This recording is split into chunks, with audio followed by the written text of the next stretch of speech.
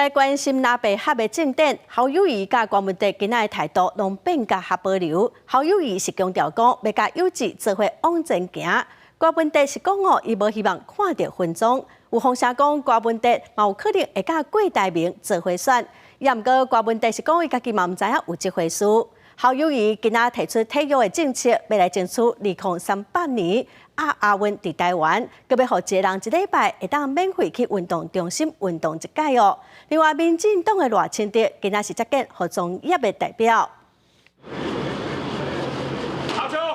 投球的办势阁袂歹，不过国民党总统参选人侯友宜也是讲，伊甲惯势做保守接球。侯友宜虽然伫咧新北泰山的棒球学校，但伊的体育政策要争取2038亚运伫台湾，建造国家运动科学中心2.0，增设国民运动中心，发现运动好点，用 App 操作，运动就让累积点数换回馈。一个人一礼拜会当免费到国民运动中心运动一遍。不过，若被合这么卡掉的，是毋是还阁伫咧等郭文德？侯友宜只跟他讲，会结合志向同款的朋友做伙行。要大家愿意团结在一起，志同道合，我们都一起真正的大家好好的去思考政党轮替、人民的期待的问题，大家一起往前走吧。能够胜选政党轮替这是重要目标。另外还有一个目标就是。台湾会因为这样政治文化改变，那朝向更好的方向发展，所以很多事情都是先决定战略，再决定战术。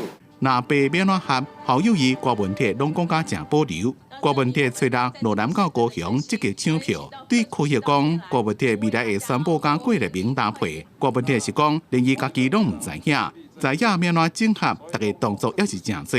因若民进党的赖清德是接见中华民国洋务同业总会代表。肯定洋务业者对台湾的就业机会和经济发展的努力。全台湾有4500家，提供了14万多人的就业机会。那我们的纺织业啊，一年替台湾赚进1571亿元的贸易顺差。赖清德讲到，明年高中职的全面免学费，也会支持学校的设备和师资的训练，希望老师傅会当甲学校、甲学生、甲手艺传承落去，提升技职教育的品质。记者综合报道。